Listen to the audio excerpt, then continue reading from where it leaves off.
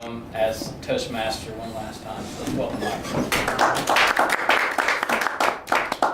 Thank you, Cody. Yes, this will most likely be my last time as Toastmaster. It is also my first time as Toastmaster for this meeting, so I'm really excited. I'd like to welcome our guests. We're really happy to have you join us. And I will begin the meeting by going over the different roles that we have for Toastmasters, going through our agenda. First, in each Toastmasters meeting, we have prepared speeches, and in this particular meeting, we'll have Lawrence giving a pocket speech. I'm not quite sure quite yet what Lawrence will be speaking, but it's always exciting to have Lawrence come up. I'm really looking forward to it. After the prepared speaking part of our meeting, we have table topics, and our table topics master for today's meeting will be Tom. I'd like to ask Tom to give a brief introduction to what we do in our table topics. Thank you, Mike. Table topics is the opportunity to speak off the cuff. If you think about it, you spend more time in your life speaking impromptu than you do prepared speeches. So the idea behind table topics is you are presented with a topic and you have 1 to 2 minutes to provide your answer. I have a list that Cody provided, and I'm yet to choose the questions, so I'm waiting to see what I choose. But I think it's just a good opportunity to get everybody involved, and we do allow guests the opportunity to participate if they so choose. And I understand you are a guest this evening? Yes. Okay. Would you like to participate in table topics? I'm just going to observe. Okay, that's fine. That's fine. That's good. That's why we ask any. I'm new, so I'm not sure who's guests and who are not guests, but I'm assuming you guys. I know Heather's, and I know you're a member also. Have we met? I just became a member. Okay. Last week. Good. Congratulations. That's my first official members meeting. Okay. I met you. Okay. Okay. Your first name? Sandra. Sandra, I remember. Okay. Thank you. Okay, thank you, Tom, for that introduction. After the table topics portion of each meeting, we begin the evaluation portion of each meeting, and that is led by our general evaluator. And am I right in saying our general evaluator is Heather for this meeting, or is it going to be Maurice? It'll be me tonight. All right, Maurice. The general evaluator gives a general evaluation of the meeting as a whole, and the general evaluator will also introduce the speech evaluators to give their evaluations of any speeches that are given. And along with that, introduce the timer to give the timer's report, and the grammarian and the all counter to give their reports. Okay, thank you, Maurice. So am I right in saying that the first and only evaluator, is that also going to be Maurice, or is that going to be Heather? I guess it'll be me. All right, Heather, you will be our first and only evaluator. Can you give a brief introduction into what you'll be looking for evaluating Lawrence's speech? Lawrence, do you know what speech number this is? No, I don't exactly have that. I don't have that. Well, I'll basically be focusing on Lawrence's organization. Does he have an opening, a body, a conclusion? I'll kind of check the flow of his speech and see if I can really understand the purpose of his speech and everything in my evaluation. Okay, great. Thank you, Heather. And finally, there are 2 more roles, 2, maybe 3 more roles in our evaluation team. Are the awe counter and grammarian both going to be Cody for this evening? Yes. Cody, can you please explain what those roles are? Yes, I will. Thank you, Mike. So the grammarian job is to make sure that we use proper grammar and avoid using crutch words such as to fill in spaces in between words. Also be looking for double words and just any improper use of the English language.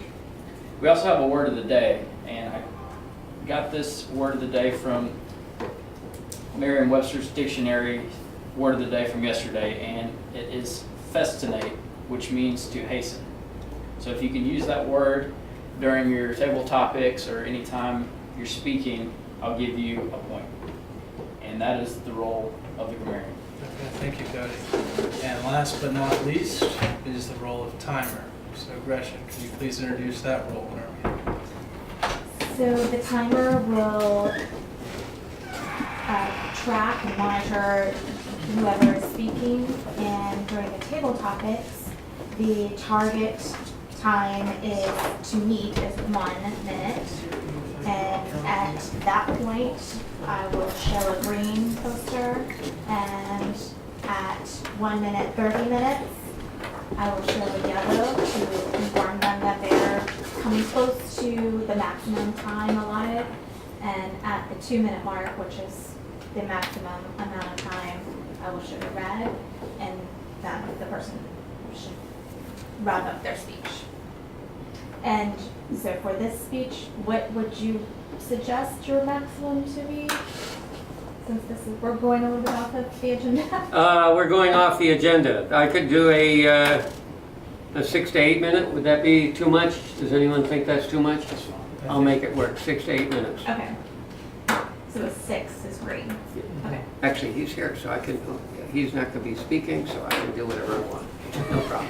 All right, well, for the sake of the timer, let's stick to 6 to 8 minutes. 6 to 8 minutes. Okay. I'll try to limit myself to 8 minutes. And for our evaluations, we typically aim for 2 to 3 minutes as well. And that, we've introduced all of the roles in the main portion of our meeting. So I'd like to turn the lectern over to Lawrence for his surprise pocket speech. And to brace everyone, because I know it'll be great. Thank you. And I'll turn the lectern back over so that we can actually use it. Does anyone have something that they would like to hear me talk about, whether it's real or imagined? Go ahead. I would like you to give us a speech on recommended tips and tricks on delivering a pocket speech.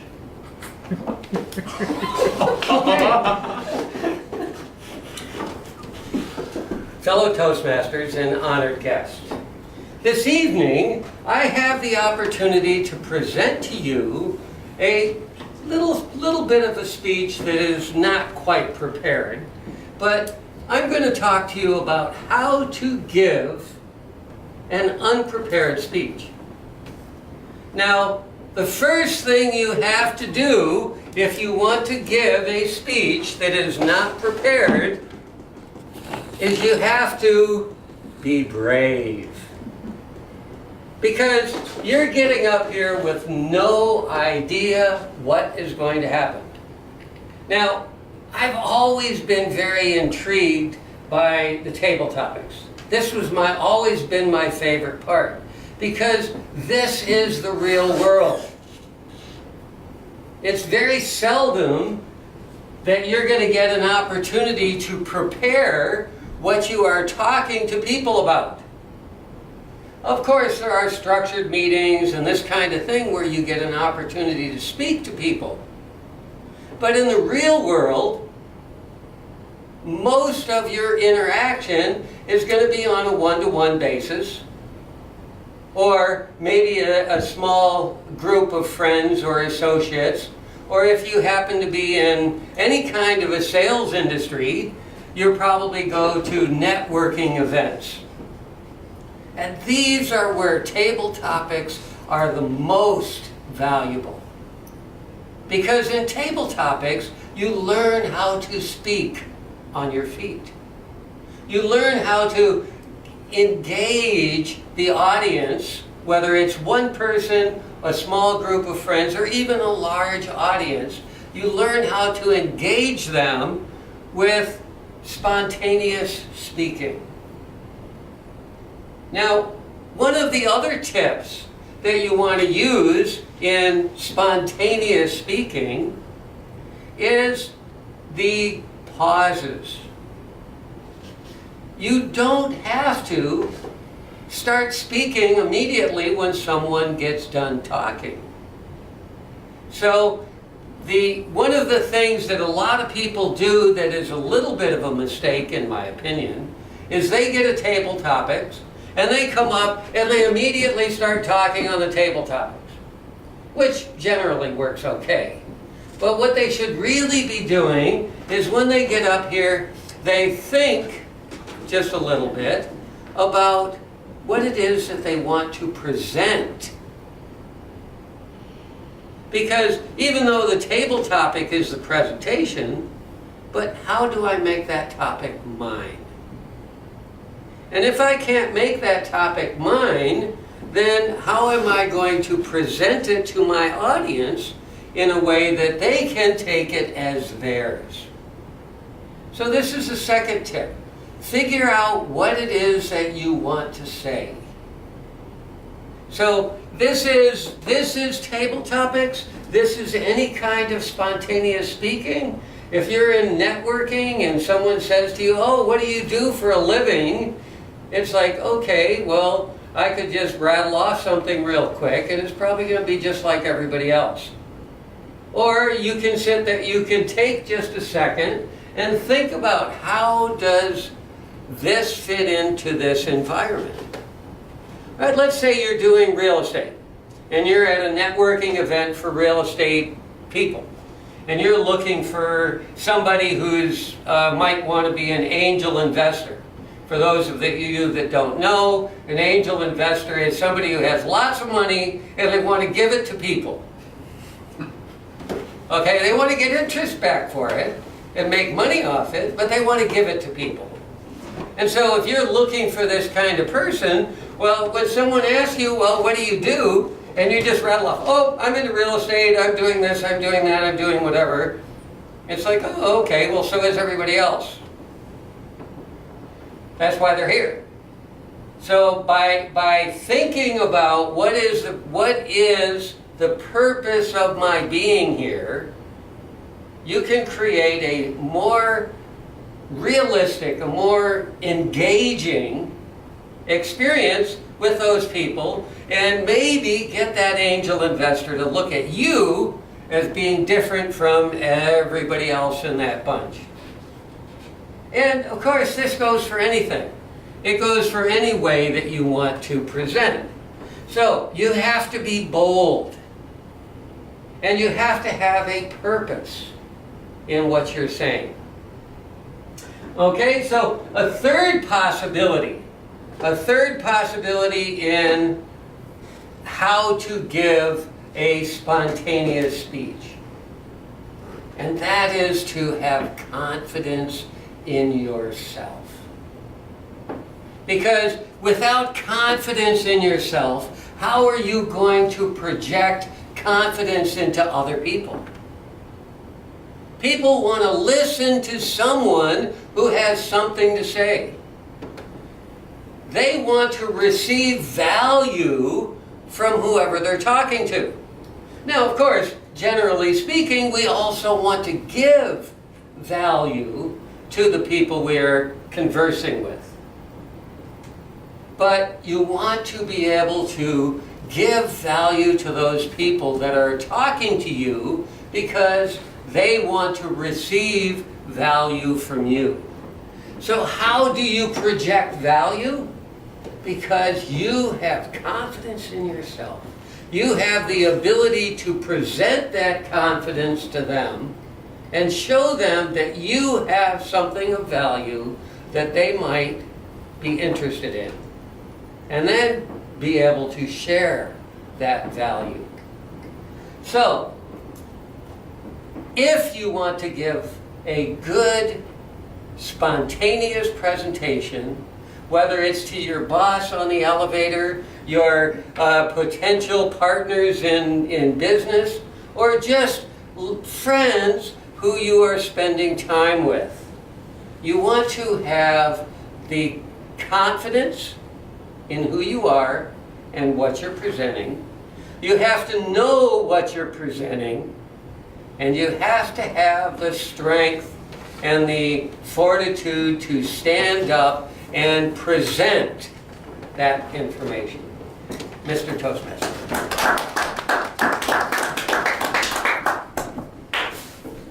Thank you, Lawrence. Those are some fantastic speaking tips I know that we can all very much relate to. It makes me wonder how much the quality of your speech has anything to do with the content you're even saying.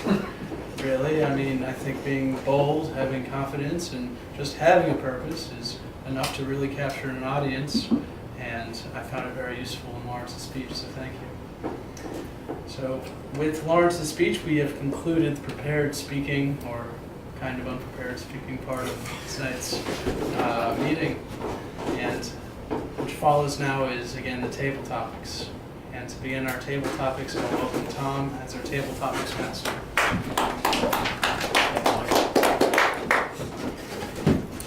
Before this thing falls down.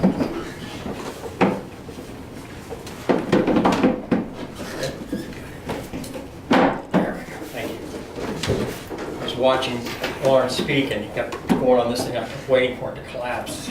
He didn't do it. And I'm impressed, very impressed, but I knew Lawrence was capable of those types of speeches. But it brings up a really good point. And we talked about impromptu before in table topics. We have a member at one of our clubs over in Mississippi who works in the legal department for Hancock Bank. Has absolutely no trouble speaking in front of a room full of lawyers.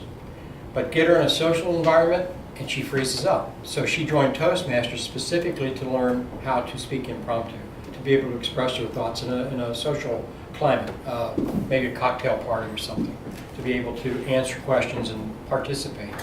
Because prepared speeches were not a problem for her at all. And she's done quite well with it. So with our topics this evening, there's really not a theme to this. So Cody has a list of 365 table topics questions, so I picked out a few. I thought I'd really go through and read the whole list, but it's impossible. So we'll just start with, grab some at random. I'd like to start with Maurice. So Maurice, your question is, when was the last time you tried something new? Maurice Heidegger.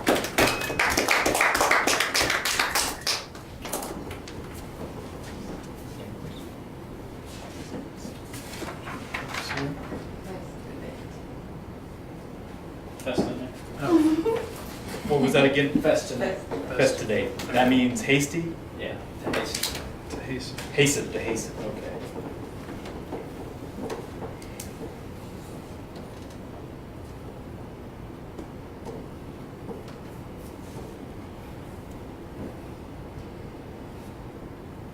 Fellow Toastmasters and honored guests, the question that was posed to me is, when was the last time I tried something new?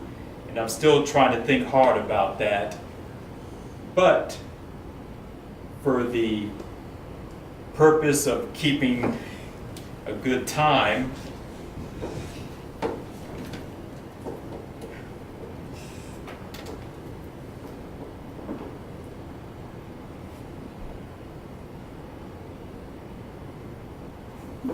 I will just say the last time I tried something new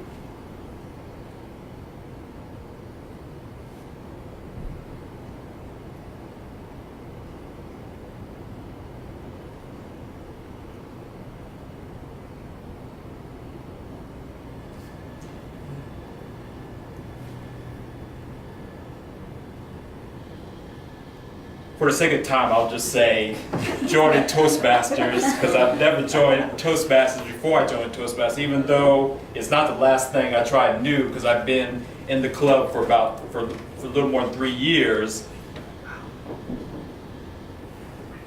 But going through this process of going through icebreaker speeches and going through the manual speeches, I have never done that up until that time. So that is one thing that I tried new, was to join Toastmasters, go through manual speeches. Mr. Topic Master.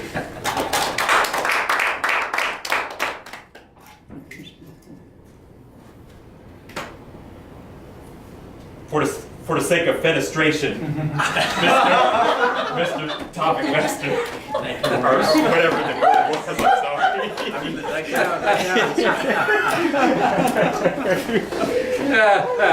Okay. Festinate. Oh, festinate, okay. Sandra, Festinate. what gets you excited about life? Please welcome Sandra.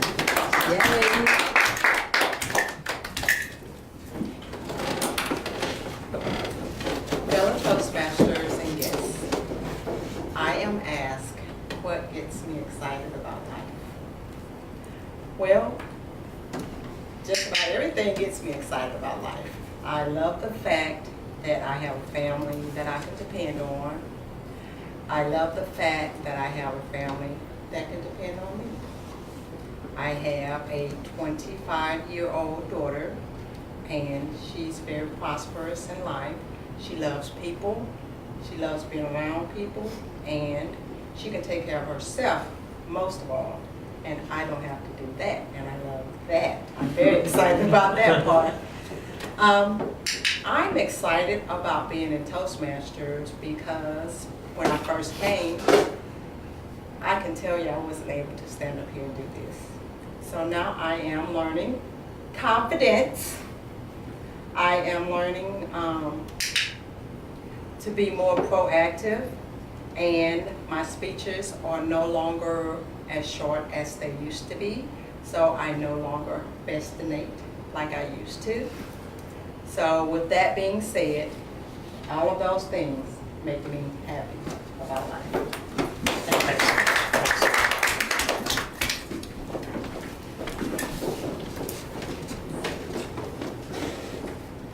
Heather, what would you do differently if you knew nobody would judge you?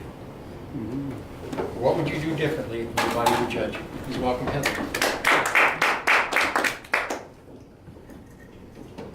Good evening, fellow Toastmasters and honored guests. I don't know what I would do differently if I knew that no one would judge me. I don't really think about it, to be honest with you. It's not something that bothers me a lot or that really affects me. I kind of just do whatever I want to do. It's weird.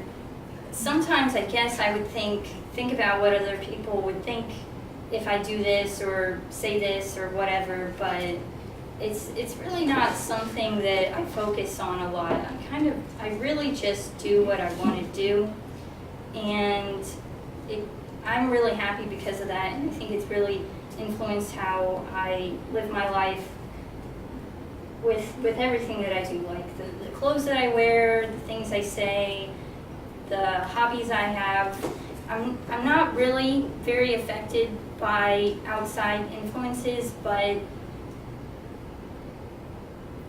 sometimes I guess I do consider what some people would think, but I don't think it ever really affects me in a negative way. And I feel really happy about that personally, because I think it's something that's helped me to be stronger and to do more of what I want to do in life. And I've grown in that kind of thinking a lot because of being at Toastmasters, because I have learned this confidence and I've learned to speak better in front of people. And I think that transfers with the way you think about yourself and what you think about when you consider other people's opinions of you and how you live your own life. So that's kind of how I feel about that, Mr. Toppers.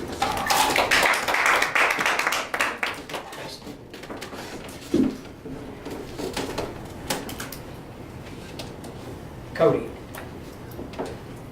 if you had to teach something, what would you teach?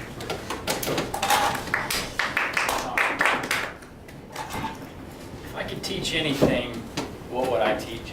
I think I would want to teach high school students that are about to embark on the journey of life and kind of give them some tips that I wish someone would have given me at this point in my life, thinking back. So I would want to kind of, because I feel like we're lacking in education on just normal activities in life, such as mainly in the financial space. So I would teach a budgeting and financial knowledge class, just covering the basics to high school students so they can go into the world and not make stupid decisions that impact their life from years to come. Just with credit card debt and how much your credit score matters and getting good loans and interest rates and things in the future. So this is what I would teach if I could teach anything. Thank you, John. I have one more. Yes. Diego. when you are 80 years old, what will matter to you the most? When you're 80 years old, what will matter to you the most? Diego.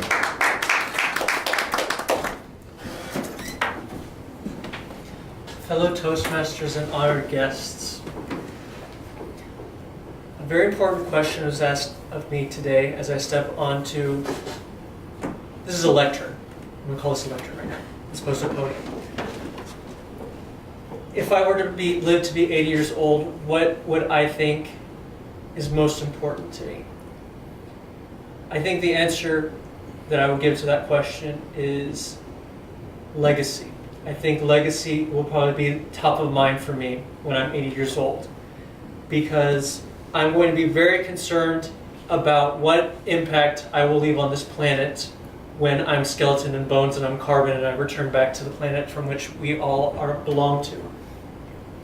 Because my accomplishments, my life are temporary, the consequences of my actions will go on longer than I am. And so I will be very concerned about if I leave the planet healthier than when I found it, if I find people around me to be wiser and more capable of themselves than when I first found them. And hopefully a combination of those two things will hopefully leave the planet happier in some way, shape, or form. So I think that will be the top of mind thing when I'm 80 years old, my legacy. And I guess that counts as a forward today. At the end of the day, legacy, leaving the planet better, leaving people better than when I found them, and making people happier will be, I think, a good legacy to leave behind when I'm 80. I recently read an article of a survey that was done of people in their 80s, and they were asked what their biggest regret was. And almost all of them said their biggest regret was the chances they didn't take in life. It wasn't so much what they did, it's what they didn't do that they wish they would have taken. So with that, we'll conclude the table conversation. Thank you.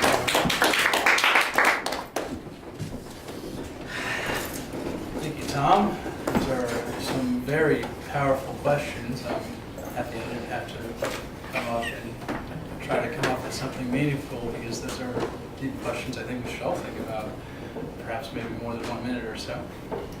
But that was a great tabletop session, so thank you very much, Tom. And now we will begin to govern that part of this meeting. Mr. Toastmaster, the general evaluation for the meeting is that it started on time.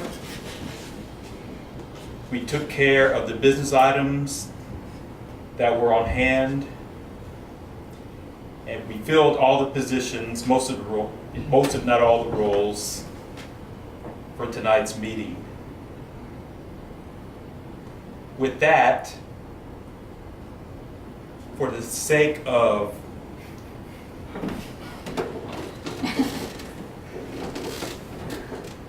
festination? It's close. Festinate, okay. Let me go ahead and festinate and introduce the evaluator for Lawrence's speech, and that would be Heather.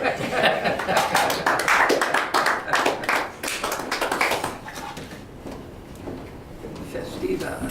Thank you, Maurice. So Lawrence's speech was a pocket speech, and it was about delivering a pocket speech and kind of speaking in an impromptu way.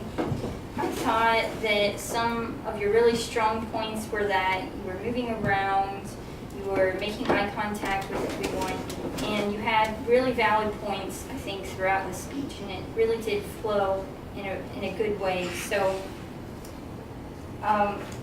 you started off with why you should be able to speak in an impromptu way, why you should be able to speak on the fly. And I think it's always good to start off with why we should be doing something, because if you just go out there and you have something you want to do but you don't know why, then you're not really going to do as good at it. Secondly, you related impromptu speaking to table topics, specifically in Toastmasters, and how your speech was like a large table topic as a pocket speech. your first tip was the strength and the effectiveness of having pauses. And myself, like when I look at my speeches and speaking at Toastmasters and just in daily life or whatever, I don't think that I really utilize pauses that well. So that's something that I noticed that was a strong point, and that if you do it, it can really enhance your speaking. Your second tip is realizing what you want to say, identifying your purpose. Like no matter what it is you're talking about, like maybe you're going up to somebody at a networking event, you're talking about real estate, and if you just say like what everybody else says, then it's not really gonna make much of a difference. But if you have a specific purpose, then it'll probably enhance your speaking. So that was really good that you actually gave a specific example with that. And then lastly, we talked about having confidence. And I think that just being at Toastmasters and giving this speech, specifically this pocket speech, it demonstrated how all of your efforts here and all of the practice that you've had here has really helped with confidence, and that it's something that you really need to have with communication and speaking in general.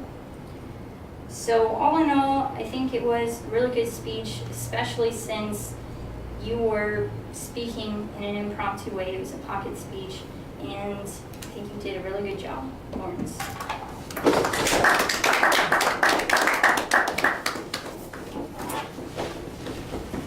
Next, we'll have the timers report, and Gretchen will do the timers report. Okay, for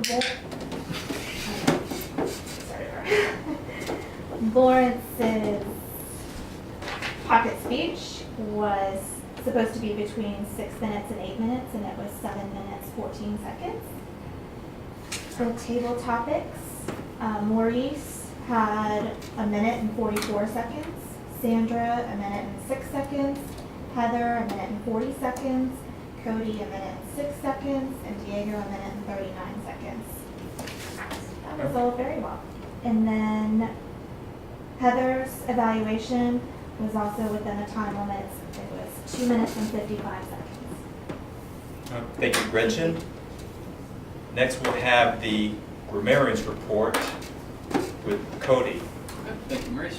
So I'm going to go through the grammarian's report. Mike, you had 1 sub. It's pretty good for being Toastmaster. It's usually one of the harder things to avoid using crutch words. Lawrence, you had 2 double words through your speech, which no ums or ahs, so the clicker scared you away from using it. Tom, you had 2 uhs. Heather, you had 1 kinda during your impromptu speech and 2 ums during the evaluation. So good job. Sandra had 2 ums and you used the word of the day, so great job. Gretchen had 2 uhs. Maurice, I didn't catch any. Oh, just during that. Yeah, during Not your. tabletop. No, yeah, during your. Okay, sorry. Maurice, I didn't catch anything during your table topics, and I gave you a half credit during table topics, another half credit for word of the day, and then you used it correctly finally at the end of your evaluation. And I had a so and a you know, which are typical for me. That ends the grammarian's report. All right, thank you.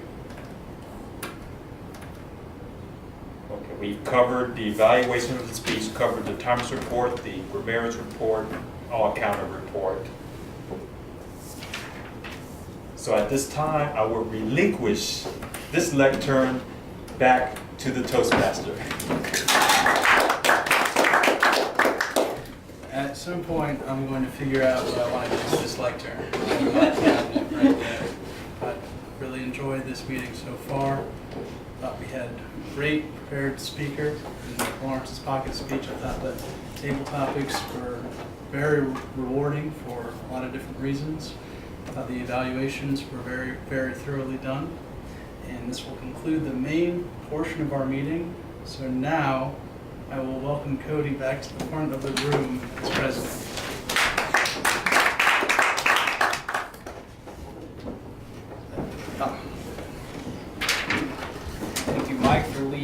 today's meeting as Toastmaster. Diego volunteered for, you wanted to do education? You had Yeah, something? just 3 minutes. Okay, Yeah. all right. So I'm going to introduce Diego for our educational overview. Thanks, Toastmaster. Honored guests and fellow Toastmasters, I've noticed a very unsettling pattern when it comes to educational overviews.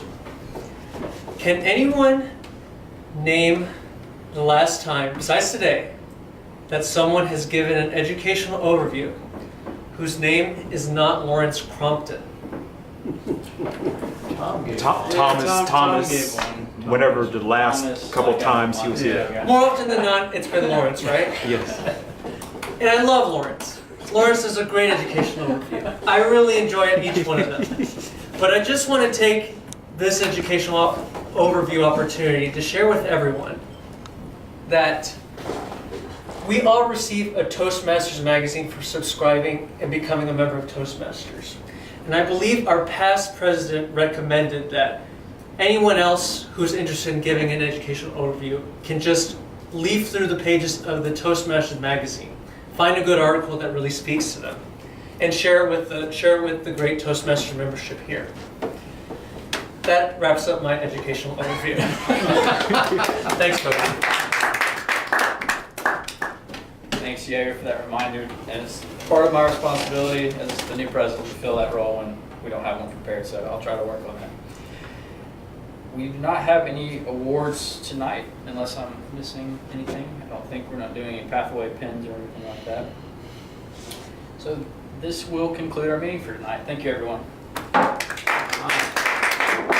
Lots of